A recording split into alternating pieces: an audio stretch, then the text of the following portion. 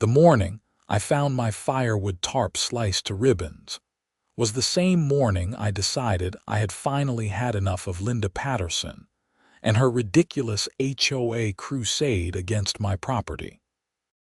I stood in my backyard in Boulder, Colorado, holding what remained of the heavy-duty waterproof tarp I had purchased just 3 months earlier, watching the morning sun glint off the freshly exposed wood I had spent weeks stacking perfectly. The edges of the tarp were clean cuts, not tears from wind or weather. Someone had deliberately taken scissors or a knife to it, and I knew exactly who.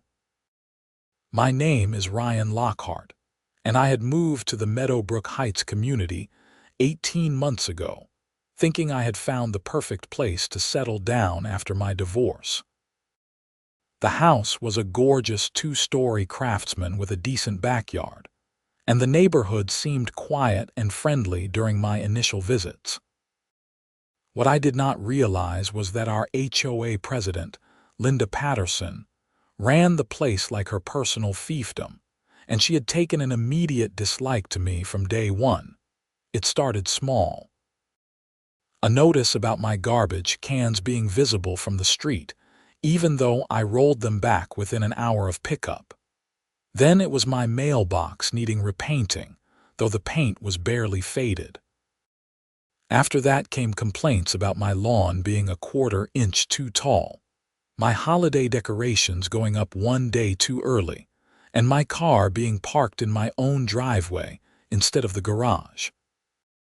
Every single infraction came with a formal letter on HOA letterhead, complete with citations to the covenant and a threat of fines. But this was different. This was destruction of my property. I pulled out my phone and took about 20 photos from different angles, making sure to capture the clean cuts in the tarp material and the wood beneath. The forecast called for rain later in the week, and now my entire winter wood supply was exposed to the elements. I had spent nearly $800 on that cord and a half of seasoned pine and oak, planning to use my fireplace throughout the Colorado winter. As I was photographing the damage, I heard the distinctive sound of heels clicking on pavement. I did not need to look up to know who was approaching. "Good morning, Ryan," Linda's voice carried across my backyard with that particular tone of false sweetness she always used. "I see you have finally removed that unsightly tarp. I'm so glad you decided to comply with the community standards without further escalation." I slowly turned to face her, still holding a piece of the destroyed tarp in my hand. Linda Patterson was exactly what you would picture when you heard the term HOA Karen. She was probably in her late 40s, with that particular haircut that seemed regulation issue for her type blonde highlights that were a shade too bright, and an outfit that screamed, "I need to speak to your manager," from 100 yards away. She wore her HOA president badge on a lanyard like it was a police shield. "I did not remove anything, Linda," I said, keeping my voice level. "Someone cut this tarp to pieces. Someone trespassed onto my property and destroyed something that cost me over $100. Her expression did not change, but I saw something flicker in her eyes. "Well, I'm sure I don't know anything about that. However, I did send you 3 written notices about that tarp being a violation of our community aesthetic guidelines." Section 14, Paragraph 7 clearly states that all storage materials visible from neighboring properties must be neutral earth tones and properly maintained. That bright blue tarp was an eyesore, and frankly, several of your neighbors have complained. "Several neighbors," I repeated. "Let me guess. You mean you complained?" "I speak for the community," she said, straightening up to her full height, which was maybe 5'4" in those heels. "As HOA president, it's my responsibility to ensure property values are maintained." That tarp could be seen from my living room window, and it was bringing down the entire aesthetic of the neighborhood. I looked back at my house, then toward her property 2 houses down. Her living room window had a view of approximately 3 feet of my backyard if you stood at a specific angle and really tried. The wood pile was not even close to the fence line. "Your living room window," I said slowly. "The one that faces north away from my house." "I can see it when I'm in my yard," she snapped, dropping the fake sweetness. "The point is, it was a violation. You were warned multiple times. If the tarp somehow got damaged, well, perhaps that's just the universe telling you to store your firewood properly." "Properly according to what standard?" I asked. "There is nothing in the HOA covenant about firewood storage. I checked multiple times." Linda pulled out her phone, tapping at it with her manicured nails. "Section 14, paragraph 7, as I mentioned. All outdoor storage must meet aesthetic standards as determined by the HOA board. I have the authority to interpret that as needed." "To interpret it as needed," I said. "So basically, whatever you personally don't like becomes a violation." "If you have a problem with my leadership, you're welcome to attend the next board meeting and file a formal complaint," she said. "Until then, I expect full compliance with community standards. And Ryan, I'd better not see another bright blue tarp, or you will be fined. $500 per day until the violation is corrected." She turned to walk away, clearly considering the conversation over. "Linda," I called after her. She paused but did not turn around. "Did you cut my tarp?" She looked back over her shoulder. "I have no idea what you're talking about. But I would suggest you be very careful about making accusations you cannot prove. Slander can be very expensive." After she left, I stood in my backyard for a long time, just staring at the ruined tarp and the exposed wood. I had dealt with difficult people before. My ex-wife had been a master of passive-aggressive behavior, and I had spent years in corporate management dealing with office politics. But Linda Patterson was something else entirely. She had the limited power of an HOA president and wielded it like she was ruling a small kingdom. I pulled out my phone and called my neighbor to the east, Marcus Chen, one of the few people in the neighborhood who seemed sane. "Ryan, hey man, what's up?" Marcus answered on the second ring. "Did you happen to see anyone in my backyard this morning? Maybe early around dawn?" There was a pause. "Is this about your firewood tarp? I was going to text you.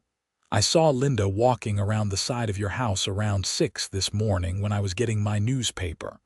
Thought it was weird, but you know how she is, always prowling around looking for violations." 6 this morning," I repeated. "Did you see her doing anything?" "No, sorry man. I just saw her heading toward your backyard and then I went inside." "Is everything okay?" I explained about the destroyed tarp and Marcus let out a low whistle. "That's messed up, dude. You should call the cops." "And tell them what?" "I don't have proof. No cameras caught it." "Actually," Marcus said slowly, "I might have something. I installed a new security system last month. One of my cameras faces the street and it catches part of your western property line. Want me to check the footage?" 20 minutes later, I was standing in Marcus's home office, watching grainy but clear footage from his security camera. There, at 6:14 in the morning, was Linda Patterson walking purposefully toward my backyard, carrying what looked like a pair of garden shears.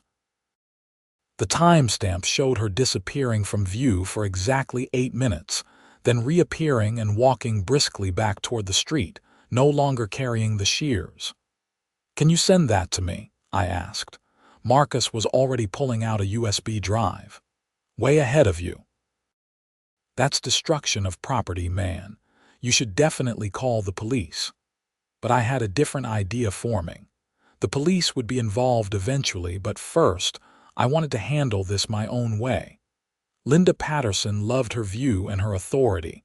It was time to give her a lesson in both. I spent the rest of that morning making phone calls. First to my lawyer, Patricia Domingo, who had handled my divorce and came highly recommended for property disputes. She listened to my story, watched the video Marcus had provided, and confirmed what I already suspected. She committed criminal mischief at minimum, possibly trespassing depending on your property boundaries, Patricia said. But here's the thing, Ryan. If you want to press charges, we can do that. It will be a misdemeanor. She might get a fine or community service, and then you will have to live next to this woman who will make your life a living hell even more than she already does. What's my alternative? Handle it within the HOA framework first. Document everything. Follow every single rule to the letter, and use the system against her. Give her exactly what she asked for in a way she cannot legally challenge. Then, if she retaliates again, we have a pattern of harassment to present to the authorities and potentially sue both her and the HOA. I liked the way Patricia thought. My next call was to a landscaping supply company in Boulder that specialized in bulk stone and wood products. I need you to deliver everything you can as fast as you can, I told them, and I need it stacked in a very specific way. The third call was to a property surveyor I found through a quick Google search. I need my property lines marked with absolute precision, and I need it done today. Money is no object. By noon, the surveyor had marked my entire property with small flags, confirming what I already knew from my deed. My property line extended much closer to Linda's house than I had been using. There was a good 15 feet of what I had considered neutral space between our properties that was actually entirely mine. By 2 in the afternoon, the first delivery truck arrived. The driver looked at the slip I had signed and let out a low whistle. "You having a bonfire that is going to be visible from space?" "Something like that," I said. Over the next 4 hours, 3 more trucks arrived. They brought seasoned oak, maple, cherry, and pine. They brought cord after cord after cord of firewood, all properly cut and ready to burn. They also brought 4 cubic yards of decorative boulders, which I had them place strategically, and railroad ties for landscaping. I directed every single piece to be stacked in one specific location, right on my property line, perfectly legal according to the survey stakes. The pile grew and grew, a massive wall of neatly stacked firewood that stretched 20 feet long and was eventually over 7 feet tall at its highest point. Marcus came out around 4 to watch the final truck unload. "Holy hell, Ryan, that's a lot of wood." "Enough to last me 5 winters," I said. "Maybe 6. And it just happens to be stacked exactly where it will block Linda's view of the mountains." "Pure coincidence," I said, but I could not keep the grin off my face. Linda's house sat on a slight rise, and her living room window had what used to be a perfect view of the Rocky Mountain foothills to the west. I knew this because she had bragged about it at the one HOA meeting I had attended, explaining how important it was to maintain the mountain view aesthetic of the neighborhood. Now, her living room window had a perfect view of approximately 8 cords of firewood stacked in a wall pattern that was actually quite attractive, if I said so myself. The wood was all natural earth tones, properly stacked with airflow for seasoning, and completely within my property lines. I had even arranged it in an alternating pattern that looked almost artistic. But it was tall, it was wide, and it completely obliterated Linda's view. I did not have to wait long for the reaction. At 5:30, while I was admiring my handiwork, and the landscaper was finishing up the decorative border of stones around the base, I heard the sound of a door slamming. Linda came storming across her yard, her face red, still in the same outfit she had worn that morning. "What the hell do you think you are doing?" she shrieked, not bothering with any pretense of friendliness this time. "Storing my firewood properly," I said calmly. "No tarp, just natural wood, earth tones neatly stacked. Exactly as you requested. You cannot put that there. It is blocking my view.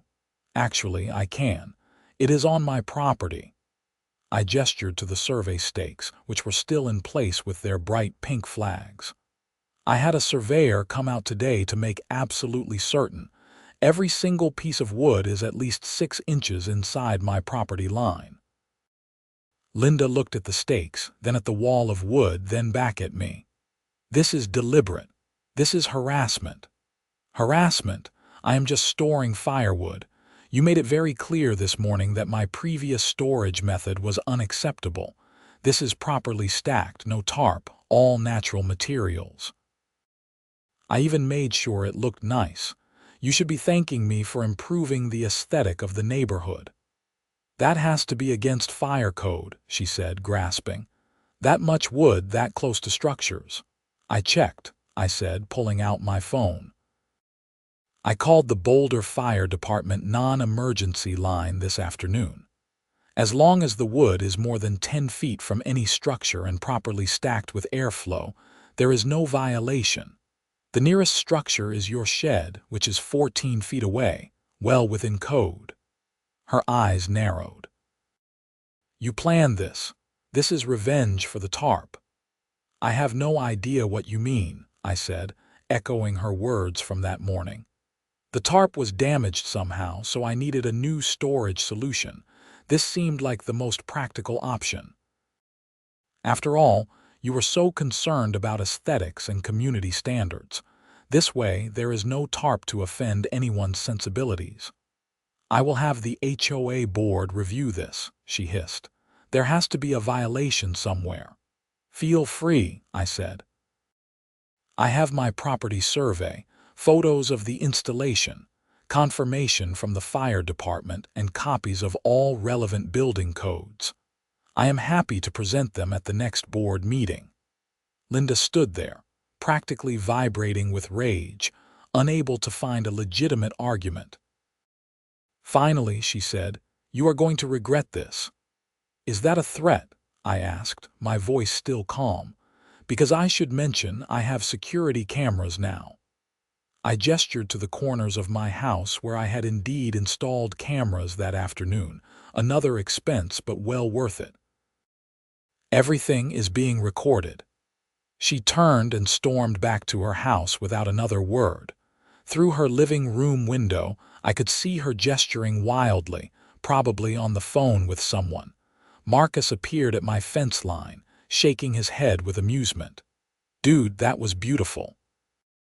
She looked like she was going to have a stroke. "She destroyed my property," I said simply. "This is me solving the problem she created." That night, I got my first email from the HOA board. It was sent at 8:30 p.m., clearly written in haste by Linda. "Dear Mr. Lockhart, it has come to the attention of the HOA board that you have erected a structure that may be in violation of community standards. Please be advised that Section 14, Paragraph 7 of the Community Covenant requires all outdoor storage to meet aesthetic standards as determined by the board. Additionally, Section 9, Paragraph 3 requires approval for any landscape modifications that alter the sight lines of neighboring properties. You are hereby notified that this installation is under review and may be subject to mandatory removal and fines. A special board meeting will be held on Thursday evening at 7 p.m. to discuss this matter. Your attendance is mandatory. Sincerely, Linda Patterson, HOA President, Meadowbrook Heights Homeowners Association. I forwarded the email to Patricia, who called me back within 10 minutes. "This is perfect," she said. "She is overplaying her hand. That section about sight lines. It applies to fences and permanent structures over 6 feet tall, and only if they are built within 10 feet of a property line on the street-facing side. Your woodpile does not qualify on multiple counts. So I am good, better than good. Show up to that meeting with all your documentation. I will be there too if you want. Pro bono, because honestly, this sounds like it is going to be entertaining. Thursday evening arrived, and I walked into the Meadowbrook Heights Community Center at 6:55 p.m., carrying a leather folder containing property surveys, fire code documentation, photos, and printouts of every relevant section of the HOA covenant. Patricia met me at the door, wearing a sharp suit and carrying her own briefcase. "Ready?" she asked. "Absolutely." The meeting room was fuller than I expected. Apparently, word had spread about the firewood situation, and at least 20 residents had shown up to watch the drama. Marcus was there, giving me a thumbs up from the back row. I recognized several other neighbors, including old Mrs. Henderson from across the street, who had always been kind to me, and the Ramirez family from the corner house. Linda sat at the front table with the other two board members, Paul Vickers and Sharon Martinez. Paul was a retired accountant who seemed perpetually confused about why he was on the board, and Sharon was a real estate agent who typically went along with whatever Linda wanted. Linda called the meeting to order with a sharp rap of her gavel. "We have called this special session to address a flagrant violation of community standards by Mr. Ryan Lockhart. As you may be aware, Mr. Lockhart has erected an unsightly pile of wood that blocks the mountain views of neighboring properties and creates a fire hazard."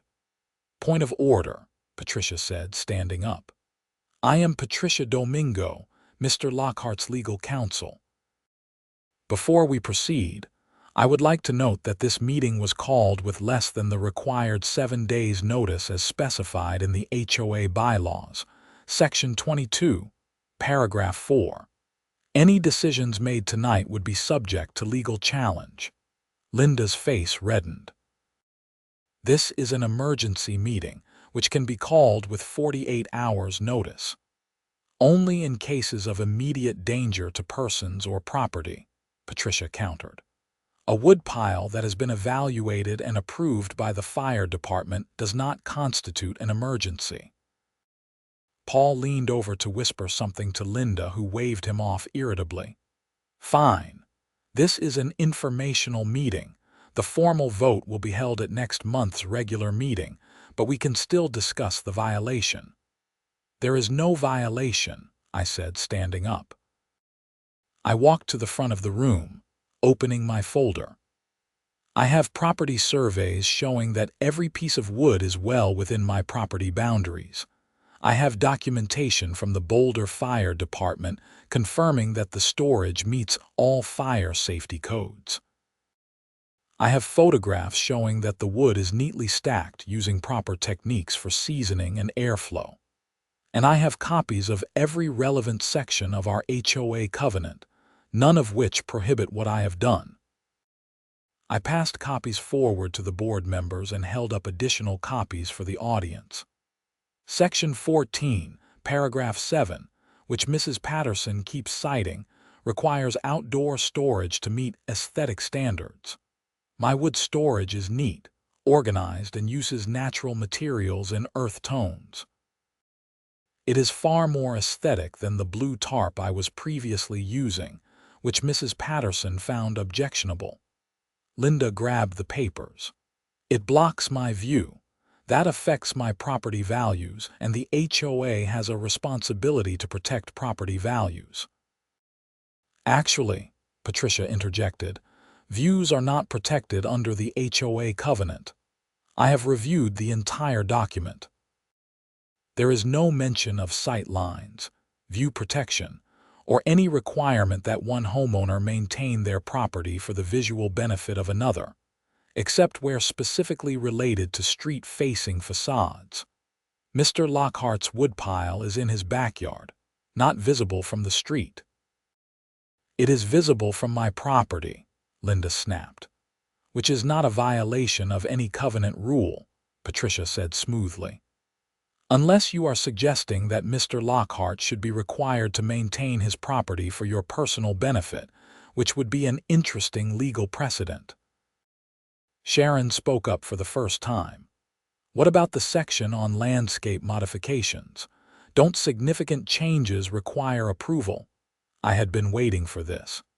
That section applies to permanent modifications such as trees, large shrubs, or hardscaping that cannot be easily removed. Firewood is a temporary, seasonal storage item. It will be burned over time and replenished. It is not a landscape modification any more than storing patio furniture or a grill would be. That is a ridiculous interpretation, Linda said, her voice rising. That is clearly not the intent of the rule. Then perhaps the rule should be more clearly written, Patricia said. As it stands, the covenant does not prohibit what Mr. Lockhart has done. If you try to fine him or force removal, we will challenge it, and I am quite confident we will win. Moreover, we will seek reimbursement for all legal fees and potentially damages for harassment. Harassment? Linda stood up abruptly. I am doing my job as HOA president. If anyone is being harassed, it is me. He deliberately put that wood there to block my view as revenge. Revenge for what? I asked innocently. Linda realized her mistake immediately, her mouth snapping shut. The room had gone very quiet. Patricia jumped on it. Mrs. Patterson, are you suggesting that Mr. Lockhart has a reason to seek revenge against you? Has something happened between you two that would motivate such an action? I just meant. He is clearly being spiteful, Linda stammered. Anyone can see that. I am storing firewood on my property in accordance with all applicable laws and covenant rules, I said. If that happens to affect your view, that is an unfortunate side effect of me exercising my property rights. Much like how the damage to my previous storage tarp was an unfortunate incident that necessitated a new storage solution. Marcus stood up from the back. I have a question for the board. How many violations has Mrs. Patterson issued in the past year? Paul looked uncomfortable and shuffled through some papers. I would have to check the exact number. I can tell you, Marcus continued. 47. I know because I requested the records last week. 47 violations in 18 months, and 32 of them were against just 4 homeowners, including Ryan. Mrs. Patterson has been using her position to target people she doesn't like, and frankly, I think a lot of us are sick of it. There was a murmur of agreement from the audience. Mrs. Henderson stood up, surprisingly spry for her age. Linda sent me a violation notice for having a pink flamingo in my garden. Said it wasn't in earth tones. I've had that flamingo for 30 years, since before this HOA even existed. She threatened to fine me because my teenager's car had a bumper sticker, added Miguel Ramirez. Said it was gang-related. It was a sticker for his school's soccer team. More residents started speaking up, each with their own story of Linda's overreach. I watched as Linda's face went from red to pale, then back to red again. This meeting is about Mr. Lockhart's violation, she said loudly, trying to regain control. Not about my performance as president. Actually, Sharon said quietly, maybe it should be. Linda, I have gone along with a lot of your decisions because I trusted your judgment, but this is getting out of hand. The firewood thing is clearly legal, and forcing this issue is just going to cost the HOA money in legal fees if Ryan sues us, which he will, and which he will probably win. Paul nodded. I agree. Linda, I think you need to let this go. There is no violation here. You are supposed to support my decisions, Linda said, looking between her fellow board members in disbelief. You two never question anything I do. Maybe that's been the problem, Sharon said. The meeting devolved from there. Linda tried to maintain control, but more residents kept bringing up grievances. Someone made a motion for a special election to recall the board, which got seconded immediately. By the time the meeting ended at 9:30, Linda had stormed out, and a recall election had been scheduled for the following month.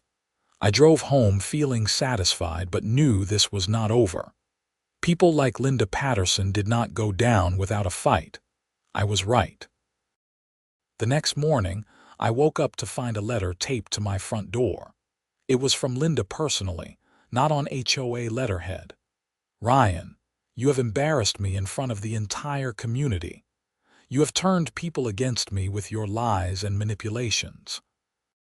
You think you are so clever with your lawyer and your wood pile, but you are not. I know what you are trying to do and it won't work. I have been president of this HOA for 6 years and I am not going to let some divorced, bitter man take that away from me. You should have just followed the rules. You should have respected my authority. Now you have made this personal and you are going to regret it. Consider this your warning. Linda." I took a photo of the letter and immediately forwarded it to Patricia, who called me within minutes. "That is escalating," she said, concern in her voice. "That reads as a threat, Ryan. You need to document everything from here on out. Keep your security cameras running, don't interact with her alone, and let me know immediately if anything else happens." "You think she will do something?" "I think she is feeling cornered, and cornered people do stupid things." Patricia was right to be concerned. Over the next week, things got weird. First, I received a notice from the city that someone had filed a complaint about illegal construction on my property. The inspector who came out looked at my firewood, looked at his complaint form, and shook his head. "This is a waste of my time," he said. "There is no illegal construction here. Someone is jerking us around." He made a note in his file that the complaint was unfounded. Then I got a visit from animal control. Someone had reported that I was keeping livestock in my backyard, violating city ordinances. The confused officer walked around my property, confirmed that I had no livestock, and left. 2 days later, the fire department showed up responding to a report of a fire hazard. The same inspector I had spoken to on the phone came out, looked at the woodpile again, and sighed. "Someone really has it out for you," he said. "This is the second complaint we have gotten about this wood. Both anonymous, both completely baseless." "Can you tell me when the complaints were filed?" I asked. He checked his tablet. "First one was the day after you stacked the wood. Second one was yesterday morning. Each time I documented everything. Photos, statements from the inspectors, copies of the complaints when I could get them. I was building a file. Marcus came over that weekend with beers and we sat on my back porch, staring at the wall of wood. "She is losing it," he said. "Everyone knows she is behind the complaints. She has been posting vague stuff on the neighborhood Facebook page about property rights and respect for authority. Let her dig her own grave," I said. "The recall election is in 2 weeks. Once she is off the board, this all goes away." "I'm voting for you," Marcus said. "A bunch of us are." "Someone nominated you to replace her as president." "What? I didn't agree to that." "You didn't have to. We need someone who is not going to be crazy. You fought back against her, you know the rules, and you are not going to abuse the position. You are perfect." I was not sure I wanted to be HOA president, but I was not going to let Linda keep terrorizing the neighborhood either. The following Tuesday, I came home from work to find something that made my blood run cold. Someone had spray painted "asshole" across my garage door in bright red letters. I immediately called the police. This was not an HOA issue anymore. This was vandalism, and I had a pretty good idea who was responsible. Officer Jamie Rodriguez showed up within 20 minutes, took photos of the damage, and reviewed my security camera footage with me. Unfortunately, the camera covering the garage had been spray painted over first, blocking the view. But the timestamp showed it had happened at 2:15 a.m., and my street-facing camera caught a silver Honda Accord driving by slowly around 2:10 a.m., then speeding away around 2:20. "Do you know anyone who drives a car like that?" Officer Rodriguez asked. Linda Patterson, my HOA president, I said. She lives 2 houses down. I explained the entire situation, showed her the threatening letter, provided copies of all my documentation about the harassment via false complaints. Officer Rodriguez took notes and called for a detective. Detective Marcus Webb arrived about an hour later, reviewed everything, and then went to talk to Linda. I watched from my window as he knocked on her door. Linda answered, and even from that distance I could see her face go pale when he showed her something, probably a photo of the graffiti. She denied everything, of course. Detective Webb came back and told me as much. She says she was home asleep, her husband backs her up. But here is the thing, her car matches the description, and when I looked at it, there was red spray paint on the door handle. Fresh. She said she doesn't know how it got there. Can you arrest her? Not yet. I need a little more. The paint is circumstantial and the camera didn't catch the actual vandalism. But I'm going to get a warrant for her phone records, see if there is anything there. In the meantime, file an insurance claim for the garage door, and I would suggest parking in your garage from now on. The next day, I received a letter from Sharon Martinez, the HOA board secretary. Linda had been placed on administrative leave pending an investigation. The recall election was being moved up, and in the meantime, Paul Vickers was acting president. That same afternoon, Patricia called with interesting news. Linda's husband just filed for divorce. Apparently, the stress of all this was the last straw in an already rocky marriage.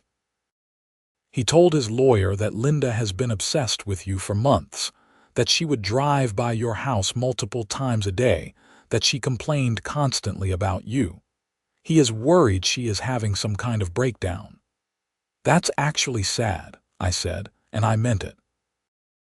I did not like Linda, and she had made my life hell, but I did not want to destroy her life. It gets worse, Patricia continued. The detective got the warrant for her phone records. She has been making the anonymous complaints from her cell phone. They have her voice on the recordings to the city, fire department, everyone. She did not even try to disguise it, and there is more. She sent herself threatening emails from a fake account and tried to claim you were harassing her. But she was stupid enough to send them from her home computer using a simple anonymous email service. The detective traced the IP address. So, what happens now? The district attorney is reviewing the case. At minimum, she is looking at charges for vandalism, filing false police reports, and possibly harassment. It's all misdemeanor stuff, but it's multiple counts. She could face jail time, though more likely she will get probation and fines.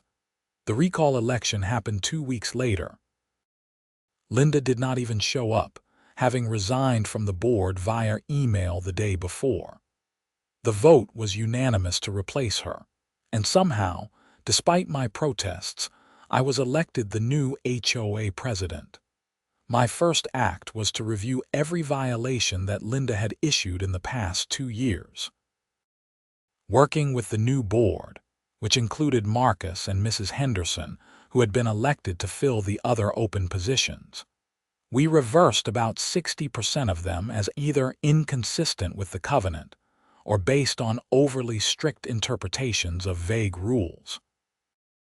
We also rewrote several sections of the covenant to make them clearer and less subject to abuse.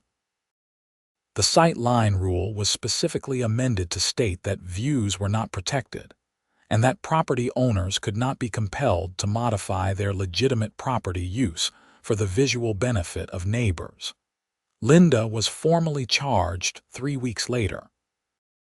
I attended the court hearing where she pleaded guilty to 1 count of criminal mischief and 2 counts of filing a false police report. The other charges were dropped as part of the plea deal. She was sentenced to 1 year of probation, ordered to pay restitution to me for the damaged tarp and garage door, required to complete anger management classes, and given 200 hours of community service. I saw her in the courthouse hallway after the sentencing. She looked smaller somehow, defeated. Her hair was not as perfectly styled, and she was not wearing any of her usual power outfits. "Linda," I said, approaching her carefully. She looked up, eyes wary. "What do you want to gloat?"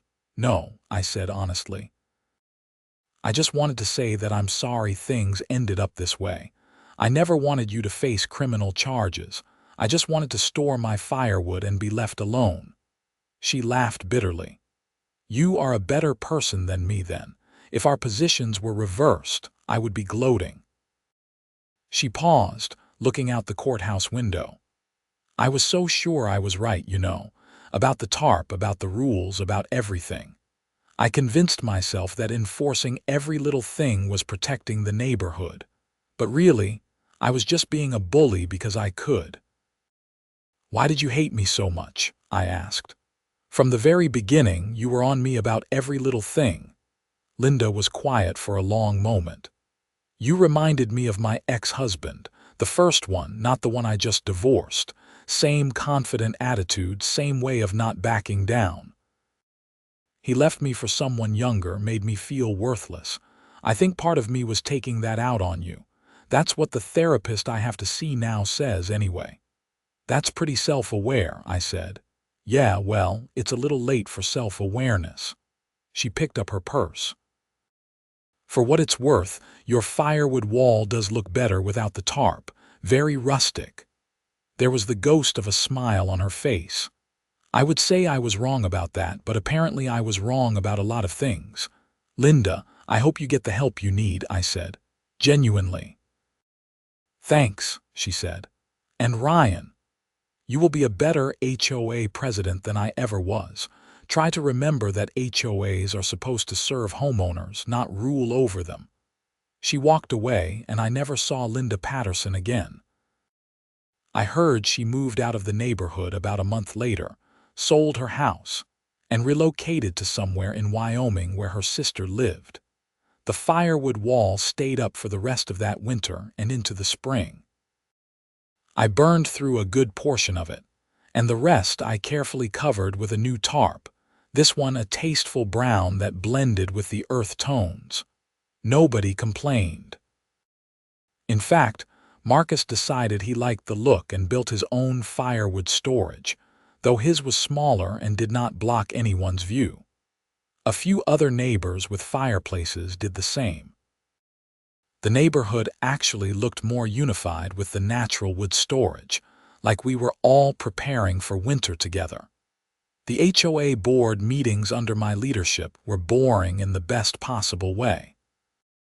We dealt with actual issues like arranging better snow removal services, organizing a neighborhood watch program, and planning community events. We stopped sending violation letters unless something was genuinely dangerous or egregious, and even then, the first contact was a friendly conversation, not a threatening letter. Property values in Meadowbrook Heights actually went up that year. Whether that was because of the strong Colorado housing market or because people liked living in a neighborhood with a reasonable HOA, I could not say. But I like to think we had something to do with it. On the anniversary of the day I found my tarp destroyed, I hosted a neighborhood barbecue in my backyard. About 40 people showed up, including Patricia, who had become a friend beyond just being my lawyer. We grilled burgers and hot dogs, kids played in the yard, and as the sun set behind the mountains, someone suggested we have a bonfire.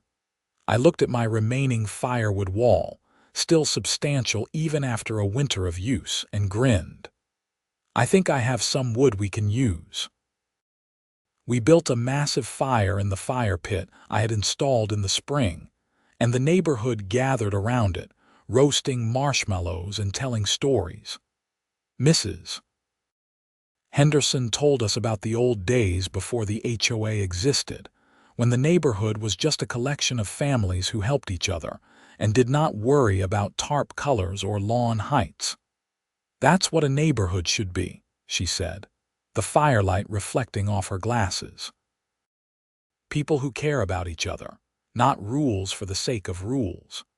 Marcus raised his beer. To Ryan, for standing up to tyranny and teaching us all that sometimes the best revenge is just following the rules better than the person trying to enforce them. Everyone laughed and raised their drinks, and I felt a warmth that had nothing to do with the fire.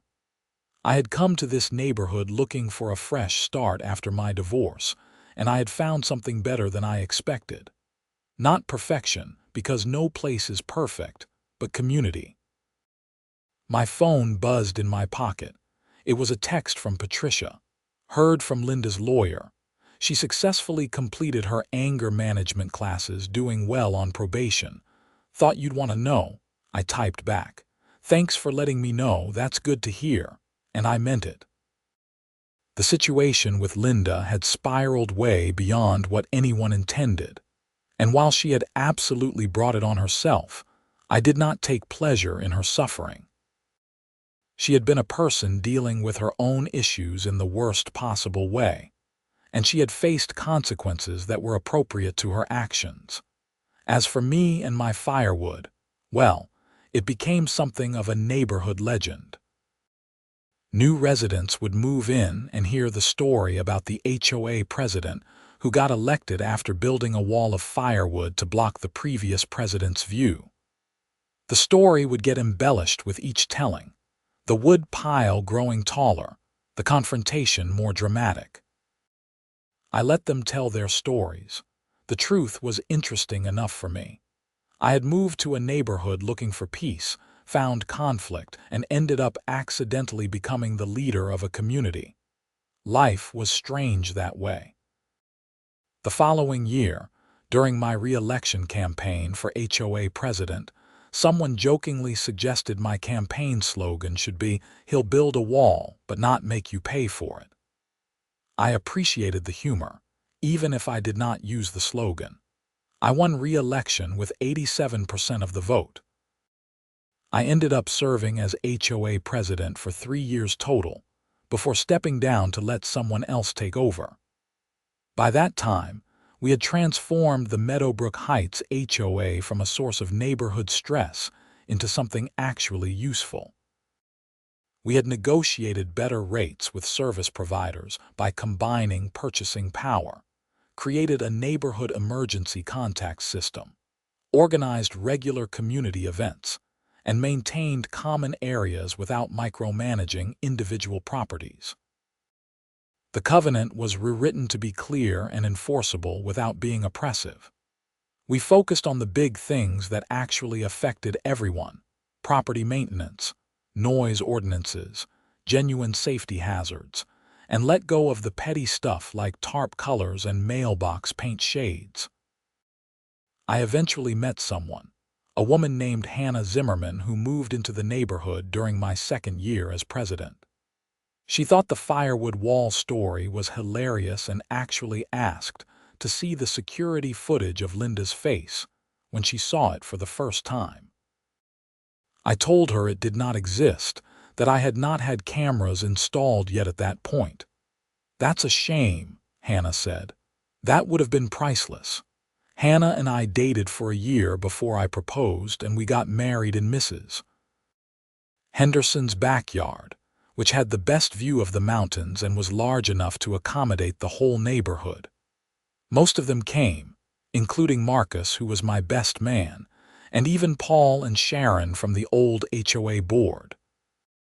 At the reception, Marcus gave a speech that started with, "I've known Ryan for several years now, and I can say with complete honesty that he is the only person I know who accidentally became a community leader by aggressively storing firewood." The crowd laughed, and I took Hannah's hand, thinking about how strange the journey had been. A destroyed tarp had led to a wall of firewood, which had led to an HOA battle, which had led to criminal charges, which had led to my election, which had led to meeting my wife. If Linda had just left my tarp alone, none of it would have happened. I would have been just another anonymous resident, keeping my head down, avoiding HOA drama. Instead, I had learned that sometimes you had to stand up to bullies, even when they had official authority. Sometimes the system worked if you knew how to use it. And sometimes revenge was not about hurting someone, but about simply exercising your rights in a way that highlighted the absurdity of their position. The firewood wall eventually came down in my 4th year in the house, not because anyone complained, but because I had finally burned through most of it, and Hannah wanted to put in a garden in that spot. We kept a small, decorative wood storage area near the fire pit, enough for occasional fires, but nothing like the massive wall that had started everything. I kept one piece of that original tarp, though, the piece with the cleanest cut mark. It was framed in my home office, a reminder of the day everything changed. Hannah thought I was crazy for keeping it, but she understood. It was a trophy of sorts, evidence of a battle fought, and one not with escalating violence or destruction, but with property surveys, fire codes, and an enormous pile of wood. Sometimes, when I am doing yard work or sitting on my back porch, I will look toward Linda's old house, now owned by a young couple with twin toddlers, and think about her. I hope she found peace wherever she ended up. I hope her anger management classes actually helped. I hope she learned that authority without wisdom is just bullying, and that being right about the rules does not mean you are right about what matters. As for me, I learned something too. I learned that community is not about perfect lawns and matching mailboxes. It is about people figuring out how to live together, respecting each other's space while still being part of something larger. It is about knowing when to stand up for yourself and when to let things go. It is about understanding that sometimes the person making your life difficult is dealing with their own pain, even if that does not excuse their behavior.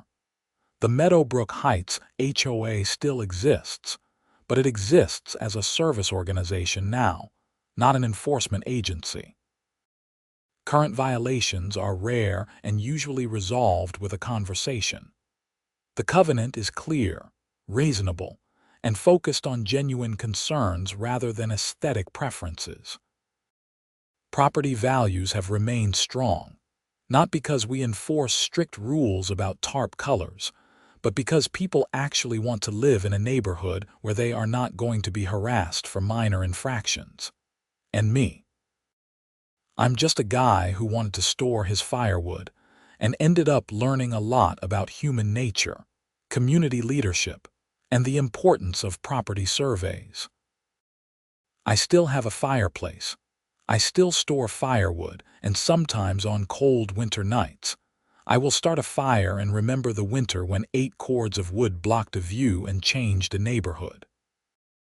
Hannah will join me by the fire, and sometimes she'll ask me if I regret how everything went down, if I wish I had just complied with Linda's demands and avoided the whole mess. I always tell her the same thing. No, I don't regret it. Not the fight, not the firewood wall, not even the criminal charges and the drama. Because that series of events led me to become a part of my community in a way I never would have otherwise.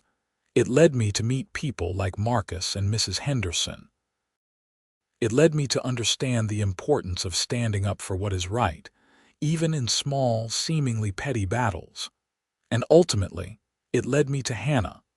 All because Linda Patterson cut my tarp and I responded by building a wall of firewood. Life is funny that way.